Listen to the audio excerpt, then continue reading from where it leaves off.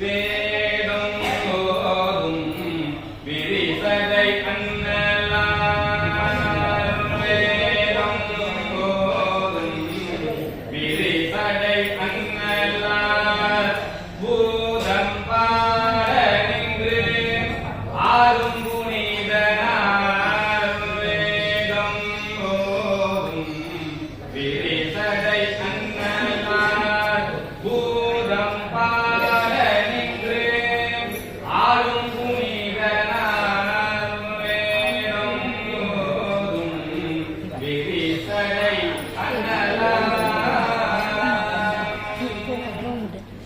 வேதம் தேர்க்கும் இடைமருதாய் வேதம் தேர்க்கும் இடைமருதாய் வேதம் தேர்க்கும் இடைமருதாய் பாதம் ஏத்த பறையும் நம் பாவமே பாதம் ஏத்த பறையும் நம் பாவமே வேதம் ஓதும் விரிசடை அண்ணலார் உடையார் உந்தன் நடுவிருக்கும் உடையார் நடுவுள் நீயுறுத்தேன் அடியே நடுவும் இருவீரும்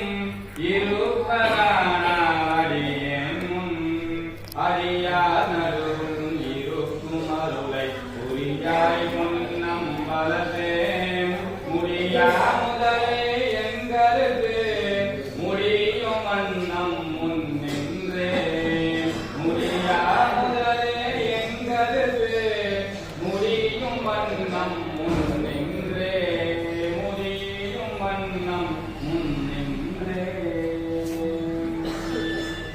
கண்ணந்தரும் கல்வி கருமுரு நாளும் கலர்வரியா மனம் தரும் தெய்வ வடிவம் தரும் நெஞ்சில் வஞ்சமில்ல இனம் தரும் நல்லன வெல்லாம் தரும் அந்த என்பவர்க்கே கணம் தரும் பூங்குழலாலமிராமி கரைகங்களே கணம் தரும் பூங்குழலாலமிராமி கரைகங்களே வான்பு விரிவலாது பெய்க மலிபலம் சுரக்க மன்னன் புகழ்முதாக செய்க குறைவிலாது உயிர்கள் பார்க்க நான் மலையாளங்கள் போங்க கத்தமும் பேசி மல்க மெய்மைக்குள் செய்வதீதி விளங்குக உலகமெல்லாம் மெய்மைக்குள் செய்வதீதி விளங்குக உலகமெல்லாம் ஆக நம பார்வதி பதரே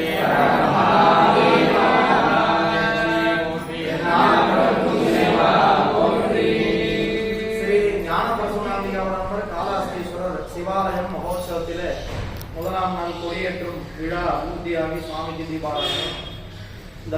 இந்த நவதின மகோத்சவத்துல சுவாமியோட அனுகிரகம் வருஷம் நாம தரிசனம் பண்றோம். சொல்லிய பாட்டினை பொருள் உணர்ந்து சொல்லுவார் அப்படின்னு மனிதர்களுக்கு மெய்ப்பொருள் காண்பதறிவு அப்படின்னு ஒன்று உண்டு. உயிருக்கு என்ன இப்ப செய்யறோம் எதுக்கு செய்யறோம்ன்றத நினைக்கக்கூடிய அதை உணரக்கூடிய ஒரே உடல் ஆத்மா மனித உடல் தான். இடிக்கோ இல்ல புல்லாகி பூண்டாகி புழுவாய் மரமாகி பல்வேறுமாகி பறவையாய் பாம்பாகி அது வரணும் அந்த உயிர் அதை நினைச்சு செய்யாது. ஆனா நம்ம சுவாமிக்கு அதனாலதான் அரிதறிது மானியனாய் பிறத்தல் அறிது. அப்படி சுவாமியினுடைய வழிபாடு பண்றதுல பதார்த்தமாக எல்லாரும் நல்லா இருக்கணும் பண்றது. அதனாலதான் இதற்கு ஆன்மாக்கள் இட்டு இறைவனை வழிபாடு செய்யக்கூடியவர். பசுமாடுக்கு நம்ம கொடுக்கறது புல் வைக்க போர் புண்ணாக்கு அப்படி ஒரு பொருள் எல்லாம் கொடுப்போம். அப்படி கொடுத்தாலும் அது கொடுக்கக்கூடியது பால், அதுவும் மடியில தான் கொடுக்கும். அந்த மாதிரி இறைவன் எல்லா இடத்துலையும் இருக்காரு. நமக்கு மெய்ப்பொருள் தெரியணும் அப்படின்னும் போது இறைவனுடைய உருவ வழிபாடு தேவை. அதனாலதான் கோவில் வச்சு இறைவனை வழிபாடு பண்றதுன்னா உபாசனை வழிபாடுன்னு பேரு ஆலயத்துல. அந்த வழிபாட்டுல இது நவதின மகோத்சவம் சுவாமிக்கு நடக்குது. ஒரு சிவாலயத்திலையும் ஒரு மாசத்துல பௌர்ணமி அனுசரிச்சோ நட்சத்திரத்தை அனுசரிச்சோ வரும். பங்குனி உத்தரன்றதை அனுசரிச்சு பங்குனியில வரும். சில பௌர்ணமியில அனுசரிச்சு பௌர்ணமியோட உத்தர நட்சத்திரம் சேர்ந்தது வரும். இப்படி 10 நாள் திருவிழா நம்ம சிவாலயத்துல கும்ப மாசம் மாசி மகம் மாசி உற்சவத்துல சிவராத்திரி என்று ரிஷபாரூடரா சுவாமி நமக்கு அனுகிரகம். இதை பண்றதுனால என்ன பயன் அப்படின்னா, சுவாமியினுடைய பரம்பொருளை வழிபாடு பண்ணும்போது இப்ப இந்த கொடி பார்க்கணும். கொடி மேல பாத்தீங்கன்னா மேல இருந்து கீழே வர மாதிரி ஒரு ஊர் வரும். ஆன்மாக்கள்லாம் இறைவனை நோக்கி மேலதான் போகும். ஏன்னா கைலாசத்துல சுவாமி இருக்காருன்னா அவரை நோக்கி போறதுக்கான வழியை தான் நம்ம மனிதர்களாக நம்ம தேவை. அதனாலதான் முக்தி நெறிய அறியாத பிறரோடு திரிவேனே. முக்தி நெறி சொல்லி கொடுக்காத மனுஷனோட நான் போறேன், அதை தடுத்து ஆட்கொண்டு எனக்கு முக்தி நெறியும் வாழ்வியலையும் அனுகிரகம் பண்ணுங்க இறைவனை நோக்கி வழிபாடு பண்ணுறேன். இந்த துவஜஸ்தம்பம் மேல இருக்கிறது சுவாமி, அந்த நந்தியானது ஆன்மா. இங்க இருந்து மேல டிராவல் பண்ணி சுவாமியினுடைய திருப்பாதத்தை அடைஞ்சாதான் நமக்கு நல்லா இருக்கும். அப்ப திருப்பாதத்தை அடையணும்னா நமக்கு எல்லா தேவதைகளும் அருள் வேணும். அதனால 33 தேவர்களும் துவஜஸ்தம்பத்தில் ஆவாரம் பண்ணி அதன் பிறகுதான் கொடி ஏற்றுவோம். பாத்தீங்கன்னா தெரிஞ்சிருவான்.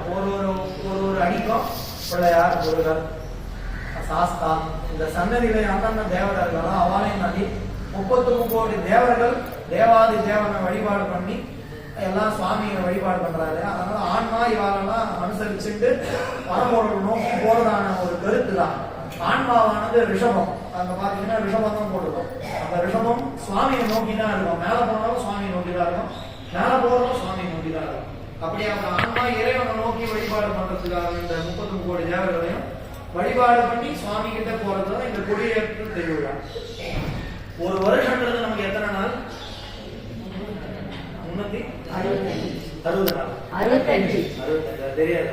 ஆனா கடவுளுக்கு ஒரு நாள், ஒரு வருஷம் ஒரு நாள். 6 நடராஜன் வருதுல்ல, நம்ம கோவில் 6 திருவிழா நல்லா நடக்கும், ஆணி திருமணம் நல்லா இருக்கும். மற்ற நடராஜன் அப்படிங்கலாம் விமர்சனமா இல்லாம கொஞ்சம் சிம்பிளா பண்ணும். அந்த 6 நடராஜன் 6 வேலை. காலம்பரை நாகராறு, வெடி காலம்பரை, அப்புறமா 7:30 8:30 காவசந்தி, மாத்தியானியும் 11 பண்ணுது. சாயரட்சணிக்கு ஒரு வருஷம் நாகராறு. முதல் காலம் 6 7, அர்த்த காலம் 9 10, சில கோயில்கள் 8 9. இந்த 6 காலமும் 6 நடராஜன் தேவர்கள் வழிபாடு பண்ணிட்டு போறதா ஐதீகம். அப்படி கடவுளுக்கு 12 வருஷம், ஒரு வருஷம்ன்றது ஒரு நாள். அப்ப இந்த மகோத்சவம் ஒரு நொடி பொழுது வருவோம். ஏன் சொல்ல வரேன்னா, இது மாதிரி யாக வழிபாடு பூஜைலாம் பண்றோம்னா கடவுள் நமக்கு என்ன தராரு அப்படின்னா, ஒரு வேலை 1000 நாள் சமம். எப்படி? இந்த ஒரு வேலை 1000 நாளுக்கு சமமான பலனை தருவார். ஒரு நாள் முழுவது 10,000 நாள் பயணம் கொடுக்குறாரு. இதெல்லாம் ரகசியத்துக்குள்ள இருக்கிற ரகசியம். நம்ம அதனாலதான் வழிபாடு பண்றதுக்காக. இப்ப சுத்துவீங்க என்னன்னு தெரியாது, இப்ப நம்ம தெரிஞ்சுக்கலாம். இப்ப சுத்தும் போது என்ன தெரியும்? சுவாமி நீங்க ஒரு நாள் காலசந்தையில சுவாமி தரிசனம் பண்ணிருக்கோம், 100 நாள் பயணம் நமக்கு தர. இன்னில இருந்து இன்னைக்கு சாயரட்சம் வரலாம், சிவராத்திரி ஃபுல்லா இருக்கும், 1000 நாள் பலனை தருவார். சிவராத்திரி ஒரு வருஷம் தினசரி வழிபாடு பண்ண பயன் சிவராத்திரியை நமக்கு தருவார் அப்படின்றது ஐதீகம். எல்லாரும் சுவாமியை வழிபாடு பண்ணுங்க, சுவாமியோட அனுகிரகம் பெறணும், பிரார்த்தனை பண்ணுங்க. 10 நாளுமே கோலாகலம் தான் நடக்கும், எல்லா கோயிலுமே நடக்கும். அவாவா பகுதியில் அந்தந்த சுவாமியை வழிபாடு பண்ணாலே அந்தந்த பயன் கிடைச்சிடும். அதனாலதான் குறிப்பிட்ட இடத்துக்கு உள்ள சிவாலயத்தை வச்சு நிர்ணயம் பண்ணிக்கலாம். ஞானபூர்வமாக காலாஸ்தீஸ்வரர் எப்பவுமே சிறுச முகத்தோட உங்களை அனுகிரகம் பண்ண தயாரா இருக்க. நீங்களும் சந்தோஷமா உங்க குழந்தைங்களையும் கூப்பிட்டு வழிபாடு பண்ணணும், பிரார்த்தனை பண்ணிக்கலாம். அரஹர நம பார்வதி